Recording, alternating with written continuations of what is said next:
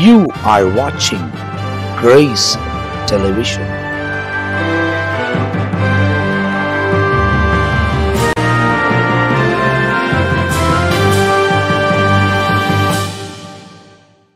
ஆண்டவரும் அருமை இரட்சகராக இயேசு கிறிஸ்துவின் நாமத்தினால் உங்கள் யாவருக்கும் எங்களுடைய அன்பின் வாழ்த்துக்களையும் ஸ்தோத்திரங்களையும் நாங்கள் தெரிவித்துக் கொள்கிறோம்.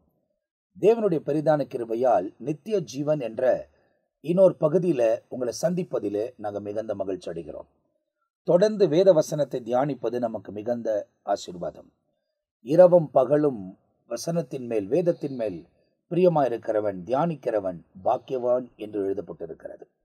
நாம் இந்த உலகத்தில் பாக்கியமுள்ளவர்களாய் தேவனோடு கூட சஞ்சரிக்கக்கூடியவர்களாய் தேவனோடு கூட நடக்கக்கூடியவர்களாய் இருக்கக்கூடியவர்களாய் இருக்க வேண்டுமானால் வசனத்தில் நாம் நடக்க வேண்டும். வசனம் சொல்லுகிறபடி நாம் வாழ வேண்டும். அப்போதுதான் தெளிவாய் தேவனோடு கூட நடக்க நம்மால முடியும் என்பதை நீங்கள் தெளிவாய் அறிந்து கொள்ள வேண்டும். கடைசி காலத்தின் கடைசி பகுதியில் நாம் வாழ்ந்து கொண்டிருக்கிறோம். ஒவ்வொரு நிகழ்ச்சிகளிலும் இதை நாங்கள் உணர்த்தி கொண்டே இருக்கிறோம்.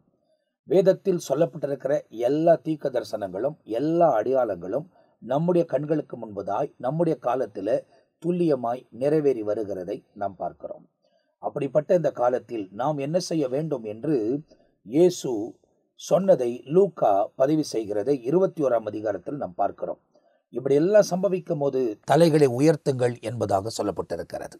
அப்படியானால் தேவனையே உன்னிட்டு கவனிக்கக்கூடியவர்களாய் நாம் இருக்க வேண்டும் என்பதை நீங்கள் தெளிவாய் அறிந்து கொள்ள வேண்டும். அப்போ நித்திய ஜீவன் நம்ம வாழ்க்கையில் ரொம்ப முக்கியமானது. இந்த உலக வாழ்க்கையோடு நம்முடைய வாழ்க்கை முடிவதில்லை. இந்த உலக வாழ்க்கை முடிந்த பிறகுதான் நாம் நித்தியத்துக்குள் பிரவேசிக்க போகிறோம். ஒன்று அது நித்திய ஜீவனுக்குள் பிரவேசிக்க வேண்டும், இல்லை நித்தியமாய் ஆக்கினி தீர்ப்பை அடைய வேண்டும். இது ரெண்டே மனுஷனுக்கு எழுதப்பட்ட தீர்ப்பாக இருக்கிறது. ஆனால் ஆண்டவர் நம்மை உருவாக்கும் போது அந்த பாதாளம் எண்ணக்கூடிய இடம், நரகம் எண்ணக்கூடிய இடம், அக்கினியும் அழுகையும் பருக்கடிப்பும் நிறைந்திருக்கிற அந்த இடம் நமக்காக உண்டாக்கவில்லை. அது ஏற்கனவே தள்ளப்பட்ட சாத்தானுக்கே உருவாக்கப்பட்டது என்பதை நீங்கள் அறிந்து கொள்ள வேண்டும். சாத்தான் மிக வேகமாய் அவனுக்கு உண்டாக்கப்பட்ட இடத்துல ஆண்டவர் மனுஷனை உண்டாக்கி இந்த உலகத்தில் ஆளுகையும் கொடுத்து அவருடைய சாயலாகவே அவனை உருவாக்கி விட்டதால் இந்த மனுஷனுடைய ஆத்மாவை எப்படி ஆகிலும் கொள்ளையிட வேண்டும் என்ற நோக்கத்தோடு அவன் இன்றைக்கு தேவனுக்கு விருப்பமில்லாத காரியங்களை மனுஷனை செய்ய வைத்து கொண்டிருக்கிறான். யாரெல்லாம் தேவனுக்கு விருப்பமில்லாத காரியங்களை செய்கிறார்களோ அவர்களெல்லாம் அவனோடு கூட அந்த ஆக்கினி தீர்ப்பில் பங்கெடுக்கிறார்கள் என்பதை வேதத்தில் துல்லியமாய் சொல்லப்பட்டிருக்கிறது. அப்போ இந்த ஆக்கினி தீர்ப்புக்கு நாம் தப்பி வைக்கப்பட வேண்டுமானால் ஒரே ஒரு வழிதான் இருக்குது, அது இயேசு. அதே நேரத்தில் அவர் இரத்தத்தினால் கழுவப்பட்டவர்கள். இயேசு கிறிஸ்துவின் இரத்தம் சகல பாவங்களை நீக்கி நம்மை சுத்திகரிக்கும் என்று எழுதப்பட்டிருக்கிறது. அந்த இரத்தத்தினால் கழுவப்பட்டவர்களாய் தேவ சமூகத்தில் நீதியான பாதையில் நடந்து பரிசுத்தத்திலும் நீதியிலும் உண்மையிலும் நாம் படிப்படியாய் முன்னேறி கடந்து போக வேண்டும். பின்மாற்றம் அடையக்கூடாது, முன்னேறி கடந்து போக வேண்டும். ஏன்னா பரிசுத்தம் உள்ளவன் இன்னும் பரிசுத்தமாகட்டும் என்றுதான் எழுதப்பட்டிருக்கிறது. அப்போ நம்ம இன்னும் முன்னேறி கடந்து போவதற்கு தேவன் உதவி செய்வார். அதுக்கு இந்த வசனத்தின் ஆதாரங்கள் நமக்கு மிகுந்த உதவி செய்யும். எனவே இந்த நிகழ்ச்சியில் நம் மத்தியில் ரெவரண்ட் டிசோஸ் அவர்கள் இருப்பது எனக்கு மிகுந்த சந்தோஷம். நாம் அவர்களை அன்போடு கூட வரவேற்க போகிறோம். Praise lord pastor. தொடர்ந்து இந்த நித்திய ஜீவன் நிகழ்ச்சியில் கர்த்தருடைய வசனங்களை நாம் தியானிப்பதற்கு சில காரியங்கள் எல்லாம் ஆண்டவர் உங்களுக்கு உணர்த்தின சில காரியங்கள் எல்லாம் ஆவியானவரை கொண்டு நாம் படிப்பதற்கு தேவன் உதவி செய்கிறபடியால் நான் கர்த்தரை ஸ்தோத்தரிக்கிறேன். தொடர்ச்சியாக கடந்த நிகழ்ச்சிகள் எல்லாம் மிகுந்த பிரயோஜனமாக இருந்தது என்பதை நான் பார்த்து தெரிந்து கொள்ளுகிறேன். ஆகையால் தொடர்ந்து இந்த நிகழ்ச்சியிலும் இந்த நித்திய ஜீவனுக்கு ஏற்றதாக அவங்களோடு கூட நாம் பகிர்ந்து கொள்வோமானால் அந்த வசனத்தின் ஆதாரத்தில் அவர்கள் காத்து கொண்டு நடக்கும்போது தேவன் உண்மையாகவே பெரிய காரியங்களை செய்வார் என்பதை நினைக்கிறேன். இப்போ இன்றைக்கு என்ன காரியங்களை அவங்களோடு கூட நம்ம பேச போகிறோம் பாஸ்டர்? மிக விசேஷமான ஒரு காரியத்தை நம்ம பேசுகிறோம். அதுக்கு முன்பதாக ஆண்டவருடைய நாமம் மையப்படுவதாக எல்லாரையும் மறுபடியும் ஆண்டவராக இயேசு கிறிஸ்து நாமத்தில் நான் வாழ்த்துக்கிறேன். இந்த தருணத்துக்கு கிடைச்சதுக்காக ஆண்டவருக்கு நான் நன்றி சொல்கிறேன். விசேஷமாக மத்தேயு சுவிசேஷம் 25ஆம் அதிகாரத்தை இந்த நாளில் மையமாய் நம்ம வைத்து நம்ம பார்க்க போகிறோம். அதில் 46 வசனம் கடைசி வசனத்தை ஒரு முறை நான் வாசித்து அதிலிருந்து நாம் பார்க்கலாம். அந்தபடியே இவர்கள் நித்திய ஆக்கினை அடையவும் நீதிமான்கள் நித்திய ஜீவனை அடையவும் போவார்கள் அப்படின்னு சொல்லுது. இந்த இடத்துல 2 கூட்டத்தை ஆண்டவர் வேறு பிரித்து பார்க்கிறார், வேறு பிரித்து காண்பிக்கிறார். இது எப்போ நடக்க போகுதுன்னு சொன்னால் லாஸ்ட் ஜட்ஜ்மெண்ட். ஆமா. ஆண்டவராகிய இயேசு கிறிஸ்து சிங்காசனத்தில் உட்காருவார். 31 வசனம் சொல்கிறது, அன்றைய மனுஷகுமாரன் தமது மகிமை பொருந்தினவராய் சகல பரிசுத்த தூதரோடு கூட வரும்பொழுது தமது மகிமையுள்ள சிங்காசனத்தின் மேல் வீற்றிருப்பார். சிங்காசனத்தின் மேல இயேசு கிறிஸ்து வீற்றிருக்கிறார். அப்ப வீற்றிருக்கும் பொழுது உலகத்தில் இருக்கிற எல்லா ஜனங்களும் ஒரு இடத்துல சேர்க்கப்படுறாங்க. அப்ப சேர்க்கப்படும் பொழுது 2 காரியங்கள் இந்த இடத்துல நடக்குது. ஒன்று தனித்தனியா செப்பரேட் பண்றாரு. ஒன்று வெள்ளாடு, ஒன்று செம்மறியாடு அப்படின்றது பிரிக்கிறாரு. செம்மறியாடும் சரி வெள்ளாடு 2 பகுதியை சொல்லும் பொழுது செம்மறியாடுகள் வலது பக்கத்திலும் வெள்ளாடுகள் இடது பக்கத்திலும் நிற்கிறதா சொல்லப்பட்டிருக்கிறது. அப்ப வலது பக்கத்துல நிற்கிறதெல்லாம் செம்மறியாடுகள். இந்த செம்மறியாடுகளை ஆண்டவர் சொல்லும் பொழுது என் பிதாவினால் ஆசீர்வதிக்கப்பட்டவர்களே அப்படின்னு சொல்லுவார். ஆமா. ஆனா வெள்ளாடுகள் சபிக்கப்பட்டவர்கள் என்று சொல்லி அவங்கள சொல்றாங்க. அதுதான் சொல்றேன். அப்ப அது 2 பிரிவினை உங்களுக்கு சொல்லணும். நம்ம வெள்ளையாடு செம்மறியாடு. செம்மறியாடு தேவ சமூகத்துக்கு போகிறது. வெள்ளையாடு ஆக்கினி தீர்ப்பு அடைகிறது. அப்ப வெள்ளாடு என்பது தேவனுக்கு விரோதமா இந்த உலகத்தில் செயல்பட்டவர்கள். ஒருவேளை கிறிஸ்துவின் நாமத்தை அவர்கள் தரித்து கொண்டிருக்கலாம், சர்ச்சுக்கும் போலாம், ஊழியமும் செய்யலாம், எல்லாமே பண்ணலாம். ஆனால் தேவனுக்கு ஏற்றதாய், தேவன் விரும்பாதபடி அவர்கள் வாழ்ந்தார்கள். தேவன் விரும்புகிறபடி வாழல, தேவன் சொல்றபடி அவங்க நடந்துக்கோல இல்லை. அதுக்காகத்தான் ஆண்டவர் இந்த இடத்துல பார்த்தீங்கன்னா 2 செப்பரேட் பண்றார். செம்மறியாடு என்பது பிதாவினால் ஆசீர்வதிக்கப்பட்ட ஒரு சந்ததியாகவும் ஜனங்களாகவும் இந்த இடத்துல ஆண்டவர் சொல்றாரு. அப்ப வெள்ளாடு தேவனுக்கு பிரியமற்ற காரியங்களை செய்தபடினால் அவர்களே சபிக்கப்பட்டவர் என்று சொல்லி செப்பரேட் பண்ண. ஏன்னா அது இப்ப நம்ம இந்த ஆடுகள் வெள்ளாடு செம்மறியாடு அப்படின்றத நம்ம படித்து கொண்டு போகிறோம். அதுக்கு எதுக்கு ஒப்பாக சொல்லப்பட்டிருக்கிறதுன்னு அவங்களுக்கு சொன்னா அவங்களுக்கு புரியும். அந்த கேள்வி ஒன்று கேட்டேன். ஏன்னா நிறைய பேருக்கு அது என்னன்றது புரியாது. அவங்க ஆடாவே பார்ப்பாங்க. அவங்க ஆடாவே பார்ப்பாங்க. ஆடு என்பது நம்மை தான் ஆண்டவர் குறிப்பிடுகிறார். ஏன்னா நிறைய அந்த மாதிரி அடையாளங்களை சொல்லி ஆண்டவர் பேசியிருக்கிற ஏராளமான காரியங்கள் உண்டு. அதாவது கடந்த நாட்களில் கூட தியானிக்கும் போது சிங்கம், காளை, மனுஷன் முகம், அதுக்கப்புறமா கழுகுக்கு ஒப்பானது என்பதை நிறைய காரியங்கள் சொல்லப்பட்டிருக்கு. தானியலுக்கு வெளிப்பாடுகளை குறித்து சொல்லப்பட்டிருக்கு. வெளிப்படுத்தின விசேஷத்தில் நிறைய முகங்களை குறித்து சொல்லப்பட்டிருக்கிறது. அவைகள் எல்லாம் ஒவ்வொரு அதிகாரத்துக்கும் ஒவ்வொரு மனிதனுக்கும் மனிதர் கூட்டத்துக்கும் ஆண்டவர் ஒப்பிட்டு தான் பேசுகிறார். அப்படிதான். அப்ப இந்த இடத்துல நீங்க சொல்லும் போது வெள்ளையாடு செம்மறியாடு, அப்ப இந்த காரியம் அவர் மகிமை பொருந்தினவராய் வரும்போது, அவர் சிங்காசனத்தில் வீட்டு இருக்கும் போது இந்த காரியம் நடைபெறுகிறது. அப்ப பிரிக்கிறார், 2த்தையும் தனித்தனியா பிரிக்கிறார். சரி. அப்ப 2த்தையும் பிரிக்கும் பொழுது பாத்தீங்கன்னா ஒரு கூட்டம் நித்திய ஜீவனுக்கு போகுது, ஒரு கூட்டம் ஆக்கினி தீர்ப்பு அடைகிறது, இன்னொரு நித்தியத்துக்குள்ள போகுது. சரி. அதுதான், அது ஒரு நித்தியம் இருக்கிறது, இது ஒரு நித்தியம் இருக்கு. இந்திய நித்தியம் ஆண்டவராக இயேசுவோடு போய் வாழப்போற ஒரு கூட்டம், ஒரு கூட்டம் ஆண்டவர் இல்லாத வாழப்போற ஒரு கூட்டம். அதுதான். அதுக்கு ஒரு 2 பிரிவினை நாங்க பேசும்போது சொல்லுவேன். அது நித்திய ஜீவன், இது நித்திய ஆக்கினி. ஆமா, நித்திய ஆக்கினை. ஆமா, நித்திய ஆக்கினேன்னு சொல்லும் போது அவங்க நித்தியமாய் அழுகையும் பருக்கடிப்பும் நிறைந்த அந்த இடத்துல இருக்க போறாங்க அப்படின்றத ரொம்ப தெளிவா சொல்றாரு அவர். ஆமா, நிரந்தரமா தேவனை விட்டு பிரிக்கப்படுகிறதான ஒரு அனுபவம். அதுதான். அதை ஒரு இடத்துல பேசும்போது ஆண்டவர் உணர்த்தின ஒரு காரியத்தை நான் கேட்டேன். அவ கேட்கும் போது பரலோகத்துக்கும் நரகத்துக்கும் என்ன வித்தியாசம் அப்படின்னாக்கா, பரலோகத்தில் நித்தியமா ஆண்டவர் இருப்பார், நரகத்தில் நித்தியமா ஆண்டவர் இருக்க மாட்டார். God's presence and God's unpresent. இது 2 காரியம். அப்ப தேவனோடு கூட இருக்கிறது தான் நமக்கு ஆசீர்வாதம் தவிர அவர் இல்லாத இடத்துல நம்ம இருப்பது ஆசீர்வாதம் கிடையாது. அப்போ அந்த நாட்களில் அந்த பிரிவு ஏற்படுகிறது. ஆமா, அதுதான் ஆண்டவர் சொல்றாரு. இந்த இடத்துல 2 பகுதியா பிரிச்சுட்டு, சரி, ஒரு பகுதியை நித்திய ஜீவனுக்குள்ள போகுது, ஒரு பகுதி நித்திய ஆக்கினைக்குள்ள போகுது அப்படின்னு சொல்றாரு. அப்ப அந்த நித்திய ஜீவனை சுதந்திரிக்கிறவங்க யார் என்பதை இந்த இடத்துல மென்ஷன் பண்ற ஆண்டவர். அதுதான் ரொம்ப மிக மிக முக்கியமானது. அதுதான் நம்ம இந்த நாளில தியானிக்க போகிறோம். அந்தபடி இவர்கள் நித்திய ஆக்கினை அடையவும் நீதிமான்களோ நித்திய ஜீவனை அடையவும் போவார்கள். அப்படின்னா அந்த இடத்துல நீதிமான்கள் அப்படின்ற ஒரு வார்த்தை சொல்லப்படுகிறது. ஒரு கூட்டத்தை ஆண்டவர் இந்த இடத்துல குறிப்பிட்டு காண்பிக்கிறார். அப்ப அந்த பூமியில பாத்தீங்கன்னாக்கா 2 கூட்டம் தான் வாழுது. சபையில இருந்தாலும் கூட 2 கூட்டம் தான் இருக்கிறது. ஒன்னு நீதிமான வாழ்கிற கூட்டம், ஒன்னு துன்மார்க்கமா வாழ்கிற கூட்டம். பூமியில கூட நீதிமான வாழ்கிற ஒரு கூட்டம் இருக்கிறது, துன்மார்க்கமா வாழ்கிற கூட்டம் இருக்கிறது. அப்ப நீதிமானா இருக்கிற கூட்டம் எல்லாம் பரலோகத்துக்கு போவோம். அப்படின்னா உலகத்தில் இருக்கிற ஜனங்களை சொல்ல முடியாது. இயேசு அல்லாமல் ஒரு மனுஷனும் பரலோகத்துக்கு வர முடியாது. இயேசுவின் ரத்தம் அல்லாமல் ஒரு மனிதன் நீதிமான் ஆக முடியாது. இயேசு விசுவாசிக்காமல் ஒரு மனிதன் நீதிக்குள்ள வர முடியாது. அப்போ இந்த இடத்துல உலக மனுஷனா இருந்தாலும் சரி, சபைக்குள்ள இருக்கிற மனுஷனா இருந்தாலும் சரி, இயேசு மூலமாக தான் விசுவாசத்தின் மூலமாக தான் நீதிமானாக்கப்படுகிறார். அப்போ இயேசு அல்லாமல் ஒரு மனுஷனை நீதிமானாக மாற முடியாது. அப்போ நீதியாக இருந்தால் மட்டும்தான் நித்திய ஜீவனுக்குள்ளே பிரவேசிக்க முடியும். அப்படி நீதிமானாக இல்லைன்னா அவன் நிச்சயமாக நித்திய ஜீவனுக்குள்ளே வரவே முடியாது. அதுக்கு தான் இந்த வசனம் சொல்கிறாரு, நீதிமான்களோ நித்திய ஜீவன் அடைய போவார்கள் அப்படின்னு சொல்கிறார்.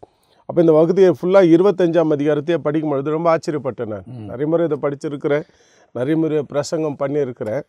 அதில் பார்த்தீங்கன்னா நிறைய காரியங்கள்.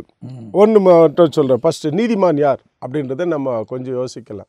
எல்லாரையும் நம்ம நீதிமான்னு சொல்ல முடியாது, பூமியில் யாருமே சொல்ல முடியாது. இல்லை, அப்போ ஒருவேளை இப்போ இப்படி கூட சொல்கிறேன், நம்மளாம் அவங்கள நீதிமான் சொல்கிறதுனாலே அவங்க நீதிமான் ஆகிட முடியாது. ஏன்னா தேவன் ஒருவர் தான் யார் நீதிமான் என்று முடிவு பண்ணுகிறார், மனிதர்கள் அல்ல. இப்போ நானே வந்து என்ன நான் நீதிமான் என்று நான் சொல்லிறதுக்கு எனக்கு முடியாது. என்ன கர்த்தர் தான் முடிவு பண்ணணும். ஏன்னா மாம்சத்தின் கிரியை நமக்குள்ள இருக்கிறது. அதாவது நமக்கு ஒரு மாம்சம் இருக்கிறது, ஆவி இருக்கிறது, ஆத்மா இருக்கிறது. நாமும் இதே உலகத்தில் தான். இந்த உலகம் பாவம் நிறைந்திருக்குது. எந்த பக்கம் திரும்பினாலும் இச்சை, எந்த பக்கம் நிரம்பினாலும் பாவம். உலக ஆசை தான் மனுஷனை இன்னைக்கு பிடித்து கொண்டிருக்கிறது. அதுதான் ஆளுகை செய்து. அப்படிப்பட்ட சூழ்நிலையில நாம் நோவாவின் நாட்களில அவர் வந்து எப்படி நீதியாக வாழ்ந்தாரோ அப்படி நாமும் நீதியாக வாழ முயற்சி எடுக்கும் போது ஆவியானவர் நமக்கு பலன் தருகிறார். அப்போ ரொம்ப முக்கியமான காரியம். அப்ப நீதிமான் என்பது தேவனுடைய பார்வையில். ஏன்னா யோபுக்கு ஆண்டவர் தான் சொல்றார், மனுஷன் சொல்றது இல்லை. அவன் உத்தமனும் சன்மார்கனும் நீதிமானும் தேவனுக்கு பயந்தவனுமா இருக்கிறான் அப்படின்னு. அதே நேரத்துல நோவாவுக்கு கூட ஆண்டவர் தான் சொல்றாரு, நீ என்னது கிருபை பெற்றிருக்கிற. ஏன்னா அந்த காலத்தில் அக்காலத்தில் அவன் நீதிமானா இருந்தான். இயேசு கிறிஸ்துவின் அதாவது ஒரு தகப்பனுடைய ஸ்தானத்தை கொடுத்த யோசேப்பு கூட அந்த காலத்தில் அவன் நீதிமானா இருந்தான் அப்படின்றத நமக்கு லூக்காவை எழுதுகிறார். அப்போ நீதிமான் என்ன சொல்லக்கூடியவர்கள் தேவனால் கண்டுபிடிக்கப்பட வேண்டும், மனுஷனால ரேங்க் போடுறவங்க கிடையாது. ஏன்னா இன்னைக்கு நிறைய பேர் வந்து ஒத்த வேஷம், அதாவது இப்போ நான் வந்து இப்போ இங்க உட்கார்ந்து பேசுறோம், பக்தியின் வேஷத்தை தரிக்கிறாங்க. அதுதான் ஒரு இடத்துல சொல்லுவாரு, நீங்க பக்தியின் வேஷத்தை தரித்து அதை பலனை மறுதளிக்கக்கூடியவர்களா இருக்கிறீர்கள் அப்படின்றார். அப்போ நம்ம கேமராக்கு முன்ன ஒரு வாழ்க்கை, இல்ல புல்பிட்ல ஒரு வாழ்க்கை, வெளியில உலகத்துல ஒரு வாழ்க்கை வாழறதுல பிரயோஜனமே கிடையாது. ஏன்னா இன்னைக்கு ஊழியம் செய்யக்கூடியவங்களும் இருக்கட்டும், இல்ல கிறிஸ்துவ விசுவாசிகள், தேவனை விசுவாசிக்கக்கூடியவர்கள், அவர்கள் நம்முடைய விசுவாசிகள் அல்ல, தேவனை விசுவாசிக்கக்கூடியவர்கள். அப்படி தேவனை விசுவாசிக்கக்கூடியவர்கள் கூட அவர்களை ஏமாற்றி கொள்வார்களானால் அவர்கள் வெள்ள ஆடா மாற்றப்படுவார்கள். செம்மறி ஆட்டா இருக்கிறதுக்கு வாய்ப்பே கிடையாது. அப்ப அடுத்தது என்ன சொல்லப்படுது பாஸ்டர்? இடத்துல என்ன சொல்றதுன்னா, நீதிமான்களோ நித்திய ஜீவன் அடைவாங்க அப்படி சொல்லுது. அப்ப யார் அந்த நீதிமான் யார் என்பதை நம்ம கொஞ்சம் இது பண்ணிட்டு அப்படியே அந்த பகுதி ஃபுல்லா படிக்கும் பொழுது, இந்த 25ஆம் அதிகாரமே படிக்கும் பொழுது ரொம்ப ஆச்சரியமான நிறைய காரியங்கள் சொல்லப்பட்டு இருக்கிறது இதுல. ஏன்னா ஆண்டவர் எந்த ஒரு காரியத்தை பேச ஆரம்பித்தாலும் அது அப்படியே தொடர்ச்சியாக இருக்கிறது. ஆமாம், ஒரு சம்பவத்தை எந்த சம்பவத்தை அவர் பேச ஆரம்பித்தாலும், டீச்சிங் பண்ணாலும் கூட அதுக்கு பின்னால் ஒரு சம்பவம் முடிஞ்ச உடனே மறுபடியும் சீஷர்கள் இடத்துல தொடருவார் அந்த சம்பவத்தை. அவங்க தெளிவடைவதற்கு, அவங்க புரிஞ்சு கொள்றதுக்கு அதை மறுபடியும் சொல்லிக் கொடுப்பார். அப்படி தான் இந்த அதிகாரம் முழுவதும் சொல்லப்பட்டார். அப்போ யார் அந்த நீதிமான் அப்படின்னாக்கா, நீதிமான் வந்து பூமியில் ஒருவனும் இல்லை அப்படின்னு சொல்லுது. எல்லாரும் பாவம் செய்து தேவ மகிமை அற்றவர்களாக இருக்கிறார்கள் அப்படின்றது ரோமர்ல சொல்லிட்டு வர்றார். அப்போ யார் நீதிமான் அப்படின்னு சொன்னால், பைபிளில் ரோமரில் சொல்லும் பொழுது ரொம்ப அழகாக பவுல் சொல்லுவார். எப்படி அவர் குறிப்பிடுறார், எப்படி ஒரு மனுஷன் நீதிமானாக மாற முடியும். பணம் கொடுத்து எந்த ஒரு மனுஷனும் நீதிமானாக மாற முடியாது, பொருள் கொடுத்து நீதிமானா மாற முடியாது. 4ஆம் அதிகாரம், ரோமர் 4ஆம் அதிகாரம் 5ஆம் வசனத்தில் சொல்றாரு, ஒருவன் கிரியை செய்யாமல் பாவியை நீதிமானாக்குறவரிடத்துல விசுவாசம் வைக்கிறவனா இருந்தால் அவனுடைய விசுவாசமே அவனுக்கு நீதியாய் எண்ணப்படும். பாவியை நீதிமானாக்குறவர், பாவியை நீதிமானாக்குறவர் யாரு? தேவன். ஏசப்பா மட்டும் தான் ஒரு மனுஷனை பாவியை வந்து நீதிமானாக்குறார். அப்போ ஒரு மனுஷனை நீதிமான் ஆக்குறவர் இயேசு கிறிஸ்து. அந்த இயேசு கிறிஸ்து மேலே ஒரு மனுஷன் விசுவாசம் வைப்பானால் அந்த விசுவாசமே அவனுக்கு நீதியாக எண்ணப்படுது. அந்த விசுவாசத்தின் மூலியமாக அவனுக்கு நீதி கிடைக்கிறது. எவ்வளோ பெரிய பாவியாக இருந்தாலும் சரி, எவ்வளோ பெரிய துன்மார்க்கனாக இருந்தாலும் சரி, இயேசுவை விசுவாசித்தால் போதும். இயேசு என்ன பண்ணுறார், தன்னுடைய நீதி அவன் மேலே போத்துறார். இப்போது ஒரு விஷயம் இங்கே நம்ம இப்படி பேசுகிறோம், இப்படி பேசும்போது இதை வந்து தவறாய் புரிந்து கொள்ளக்கூடியவர்கள் இருக்கிறார்கள். தவறாய் எப்படி புரிந்து கொள்ளக்கூடியவர்கள் இருக்கிறாங்கன்னா, ஏன்னா இதெல்லாம் வந்து நான் கேள்விப்படுறதுனால உங்கள்கிட்ட கேட்குறேன். விசுவாசித்தால் போதும். ஏன்னா ஒரு இடத்துல சொல்லப்பட்டிருக்குது, நீயும் உன் வீட்டாரும் இயேசு கிறிஸ்துவை சொந்த ரட்சகரை ஏற்றுக்கொண்டு, அந்த ஒரு வசனம் சொல்லப்பட்டிருக்கு. 16ஆம் அதிகாரம் 31ஆம் வசனம் இதில் அப்போஸ்தலர் நடுவே கர்த்தராகிய இயேசுவின் விசுவாசி, அப்ப நீயும் உன் வீட்டாரும் ரட்சிக்கப்படுவீர்கள் அப்படின்னு ஒண்ணு ஆமா நம்பினா போதும். அவரை கர்த்தரை நம்பினா போதும், நம்ம ரட்சிக்கப்பட்டுறோன்ற ஒரு நோக்கத்துல வாழ்ந்து கொண்டு இருக்கிறவங்க நிறைய பேர் இருக்கிறாங்க. இல்ல அதுதான் விசுவாசம் என்ற கிரியை வேற. ஆமா, விசுவாசம் அதுதான் 25ஆம் அதிகாரத்தை ஃபுல்லா படிக்கணும். அது ஃபுல்லா படிக்கும் பொழுது அதுல நிறைய காரியங்கள் ஆண்டவர் ரொம்ப அழகா சொல்றாரு. ஏன்னா இப்ப நம்ம இப்படி போதிக்கும் போது இப்ப நீங்க சொல்லும் போது அந்த வசனம் அப்படிதான் இருக்கு. நம்ம புரிந்து கொள்ளணும். விசுவாசம் என்பது என்ன? தேவனுடைய நீதியை நாம் நிறைவேற்றுவது. அதாவது விசுவாசம் என்பது என்ன? நான் நம்பிட்டா போதும் அப்படின்றது இல்லை. அப்படித்தானங்க, நம்பிக்கை வேற விசுவாசம் வேற. அதுதான் இவங்க சொல்றாங்க. ஏதாவது பாக்குறவங்க என்ன சொல்றாங்கன்னா விசுவாசத்துட்டா போதும், அதாவது நான் அவரை நம்புறேன்பா, இயேசு தான் தெய்வம் அப்படின்னு சொல்லிட்டு பாட்டெல்லாம் பாடுவாங்க, ஜபம்லாம் பண்ணுவாங்க, ஆனா இஷ்டமா வாழ்வாங்க. இல்ல அப்படி இல்ல அந்த விசுவாசத்தின் கிரியைகள் இருக்கிறது. ஆமா, அந்த விசுவாசத்துல கிரியைகள் இருக்கு. அதுதான் விசுவாசத்தின். தேவனை விசுவாசிக்கிறவன் என்றவன் பரிசுத்தமா வாழ்வான். கண்டிப்பா. தேவனை விசுவாசிக்கிறவன் என்பவன் உண்மையா இருப்பான். தேவனை விசுவாசிக்கிறவன் நீதியா நடப்பான். கண்டிப்பா. தேவனை விசுவாசிக்கிறவன் உலகத்தோடு வாழ மாட்டான். உலகத்துல இருந்தாலும் கூட, அப்ப கடல்ல மீன் இருக்கிறது, மீன் இருந்தா கூட அதுக்குள்ள உப்பை ஏற்றுக்கொள்ளாதபடி தன்னை பத்திரமா பாதுகாத்துக் கொள்கிறது. அதே போல ஒரு வாழ்க்கை வாழக்கூடியவன் தான் விசுவாசிக்கிறவன். ஆபிரகாம் தேவனை விசுவாசித்தான் சொல்லுது, ஆனா எந்த சுத்தத்திலே அவர் நடந்துக்கலையே. மோசே தேவனை விசுவாசித்தான் சொல்லுது.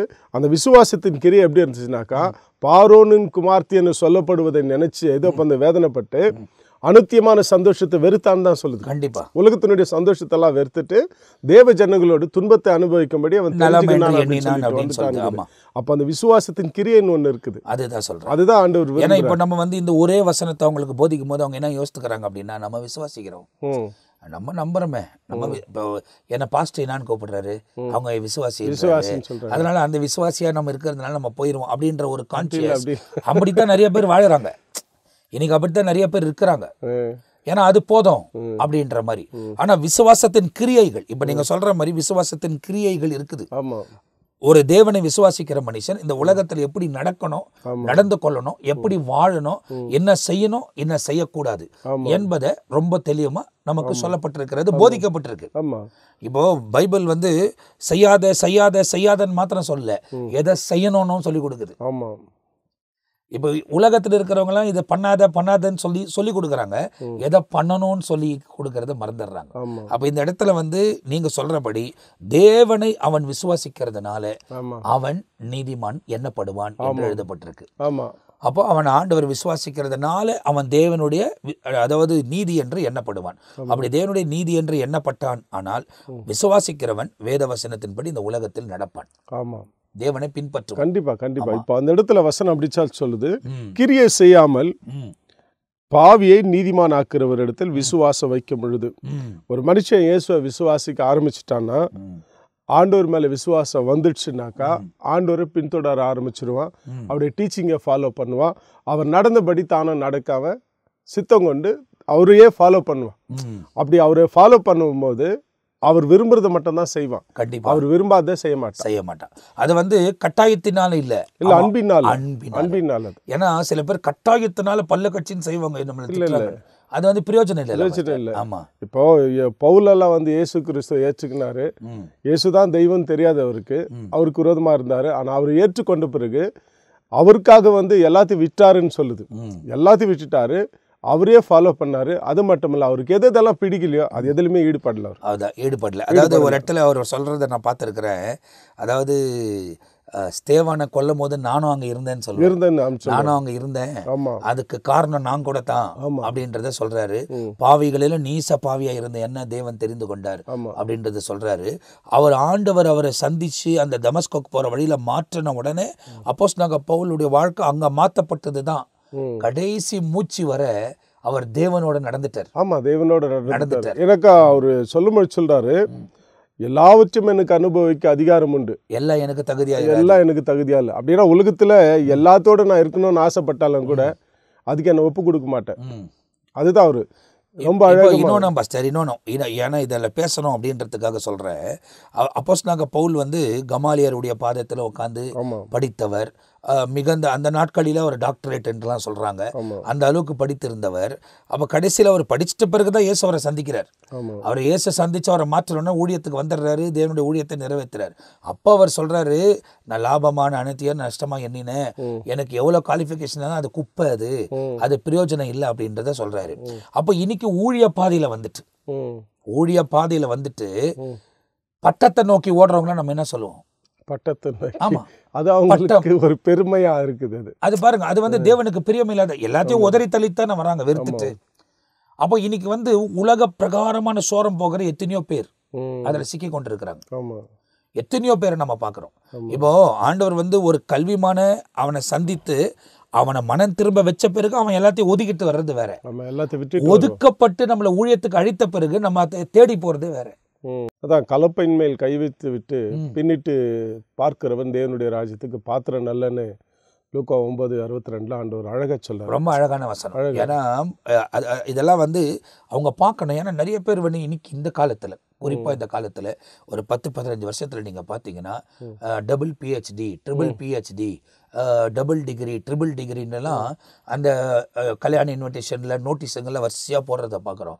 இதெல்லாம் தேவையில்லாத விஷயம் தானே. அவங்க யாருன்னா இருக்கட்டும், இந்த நிகழ்ச்சி யார் வேணும்னா பார்க்கட்டும், அதை பற்றி எனக்கு கவலை இல்லை. சத்தியத்தை சத்தியமாக போதிக்க வேண்டியதான் நம்முடைய வேலை. அவங்க எவ்வளோ பேர் ஆட்களாக இருந்தாலும் சரி, எலியா போய் ஆகாப்பு கிட்ட பேசுன்னு கர்த்தர் சொன்னால் ஆகாப்பு கிட்ட போய் பேசணும் அவர். அதே மாதிரி நாத்தானை போய் தாவீது கிட்ட பேசுன்னு சொன்னால் இவர் 1008 காரணம் சொன்னாலும் இல்லை நீ தான் போய் சொல்லணுன்றதை கர்த்தர் அனுப்புகிறார். அப்போது நமக்கு கொடுக்கப்பட்டிருக்கிற இந்த காலத்தில் அவங்க கண்டிக்கப்பட்டோம். ஏன்னா இன்னைக்கு நிறைய பேர் அப்படிதான். இன்னைக்கு நிறைய பேர் ஊழியத்துக்கு வந்த பிறகு அதுக்கு 1008 காரணம் சொல்கிறாங்க. நாங்கள் இதை பண்ண போகிறோம், அதை பண்ண போகிறோம். நம்மளை ஊழியத்துக்கு செய்ய அழைத்தாரா, இல்லை நம்ம இந்த உலகத்தோடு கூட யுத்தம் செய்வதுக்கு அழைத்தாரா? நம்ம இந்த உலகத்தில் எதுவுமே நீதியை சரி கட்டவே முடியாது. ஆமாம், நம்ம பிரியப்படுத்தணும்னு ஆசைப்படுறது வந்து ஆண்டவரை மட்டும் தான். சரி. ஏன்னா ஆண்டவர் ரொம்ப பிரியப்படுறது ஒன்று வந்து நம்ம அவரை விசுவாசிக்கணும். அவர் விசுவாசித்தா மட்டும்தான் ஒரு மனுஷன் நீதிக்குள்ளே வர முடியும், நீதிமானாக மாற முடியும். அப்படி நீதிமானாக இருந்தால் மட்டும்தான் அவன் நித்தியத்துக்குள்ளே போக முடியும். இன்றைக்கி நிறைய பேர் வந்து விசுவாச கிரியை செய்கிறது கிடையாது, விசுவாசம் இல்லாத ஒரு கிரியை தான் செய்கிறாங்க. இது வந்து யூதர்களுக்குள்ளே இருந்துச்சு. யூதர்கள் ஆண்டவரை விசுவாசிக்கிறேன்னு சொன்னாங்க, ஆனால் கிரியையில் மறுதளிச்சாங்க. இதுக்கு தான் யோவான் 8ஆம் அதிகாரத்தில் பயங்கரமாக அடி அடிக்கிறார், சரியான அடி அடிக்கிறார். ஏன்னா அந்த இடத்துல ஒரு பெண்ணை பாவின்னு சொல்லிட்டு பிடிச்சிட்டு வந்து நிற்க வச்சுட்டாங்க. அவளை எல்லாமே கல்லடித்து கொலை பண்ணுறதுக்கு நின்றுட்டு இருக்கிறாங்க. ஆண்டவர் அற்புதமாக என்ன பண்ணுறாருன்னா, அந்த பொண்ணை பார்த்து, அதாவது அந்த மக்களை பார்த்து அடிக்கிறதுக்கு வந்தவங்களை பார்த்து சொல்கிறாரு, உங்களில் யார் பாவம் செய்யலை, அவங்க கல்லடிங்க அப்படின்னு சொல்கிறாரு. அப்போ பார்த்தா பைபிள் சொல்லுது, எல்லாமே சிறியோர் முதல் பெரியவருக்கு எல்லாம் கல்லு கீழே போட்டுட்டு எல்லாமே போயிட்டாங்க. அந்த பொண்ணை எழுச்சி பார்க்குறாரு, அம்மா உன்னை யாரும் ஆக்கினிக்குள்ளாக தீர்க்கலையான்னு. அப்போ அந்த அம்மா சொல்கிறாங்க, இல்லை ஆண்டவரை. அப்போ உடனே ஆண்டவர் சொல்கிறார், நானும் உன் ஆக்கினிக்குள்ளாக தீர்க்கணும், ஏன்னா அவர் ஒண்டி தான் தீர்க்க முடியும். அதான் சொல்றாரு, நானும் உன் ஆக்கினிக்குள்ளாக தீர்க்கறதில்லை அப்படின்னு சொல்றாரு. நீ போ, இனி பாவம் செய்யாத அனுப்பிட்டாரு. அப்படி பார்த்தீங்கன்னாக்கா எல்லாரிடத்துல ஆண்டவர் எதிர்பார்த்தது ஒன்று ஃபெய்த், விசுவாசத்தை எதிர்பார்த்தார், உண்மையை எதிர்பார்த்தார்.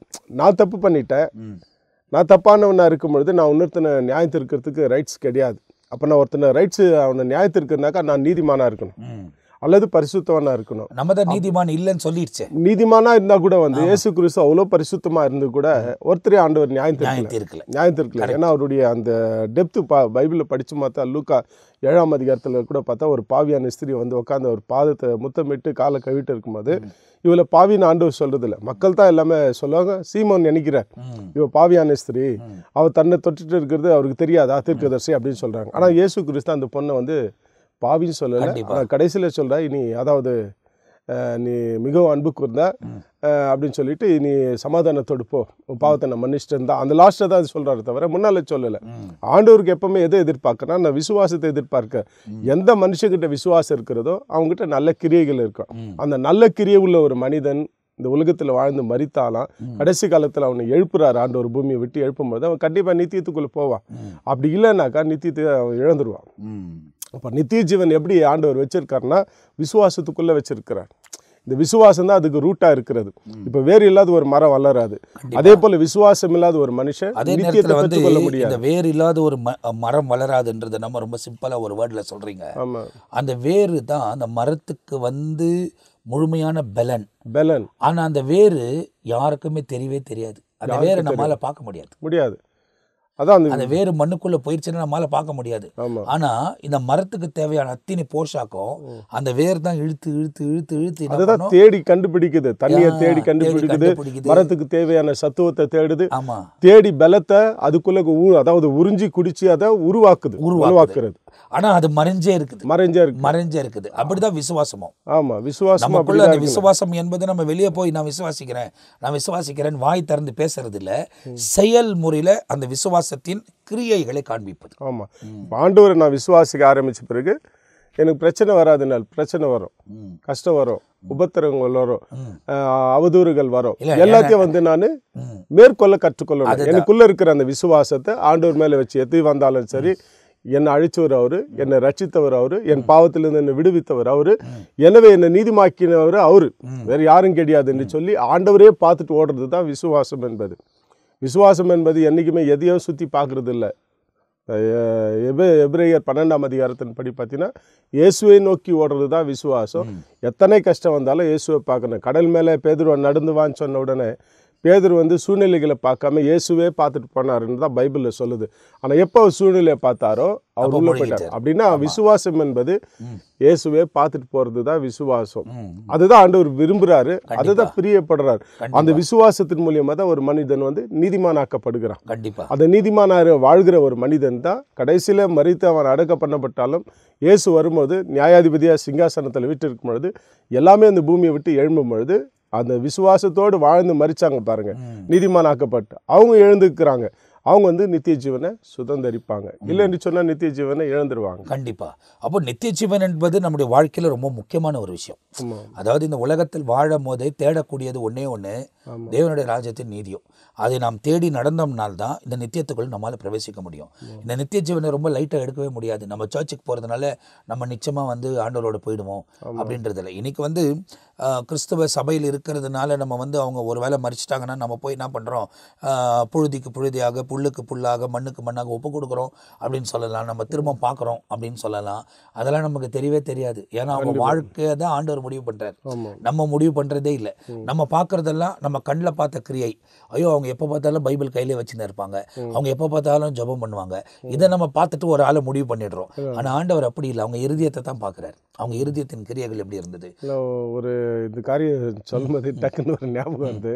அருமையான டாக்டர் பெலிகிராம் சொல்லுவார், ரொம்ப ஆச்சரியமான ஒரு காரியத்தை நம்ம பார்ப்போம் அப்படின்னு சொல்லுவார். அப்படின்னாக்கா நம்ம யாரெல்லாம் பூமியில் பரலோகத்துக்கு வருவாங்கன்னு சொல்லி எதிர்பார்க்குறோமோ அவங்கெல்லாம் அங்கே இருக்க மாட்டாங்க. ஆனால் யார் இருக்க மாட்டாங்க நம்ம நினச்சோமோ அவங்களாம் இருப்பாங்க அப்படின்னு சொல்கிறார். அதாவது மூணாவது ஒரு விஷயமும் சொல்லுவார், அதில் நானே அங்கே இருக்கிறேன்னான்றது எனக்கு ஆச்சரியமாக இருக்கும்னுவார்.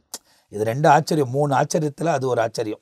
ஒன்று நம்ம எதிர்பார்த்துறவங்க அங்கே இருக்க மாட்டாங்க, யாரும் எதிர்பார்க்கல அவங்க இருப்பாங்க. மூணாவது நம்ம இங்கே வந்துட்டோமா அப்பா அப்படின்ற மாதிரிக்கு அந்த மூணு ஆச்சரியம் நமக்காக காத்திருக்கு அப்படின்றது. இன்னைக்கு சமுதாயத்தில் ஏன்னா இந்த சமூக வலைத்தளங்களெல்லாம் அதிகமாக ஜனங்களை பயங்கரமாக கரைப்படுத்திடுச்சு. முன்ன எங்கேயோ கேட்குற விஷயம்லாம் இன்னைக்கு எல்லா இடத்துலையும் இருக்கு. பயங்கரமான சூழ்நிலைக்குள்ள உலகம் போய் கொண்டிருக்கு. எந்த இடத்துல கேட்டாலும் அவங்க தேவனோடு கூட சார்ந்து வாழக்கூடியவங்களா இருந்தாலும் சில விஷயத்துல அவங்க அகப்பட்டிருக்கிறாங்க. ஆனா அதுல விடுவிக்காத அவங்க அதுல இருந்து மனம் திரும்பி வராத பட்சத்துல நிச்சயமா அவங்களுக்கு இந்த நித்திய ஜீவனை அவங்க சுதந்திரிக்கவே முடியாது.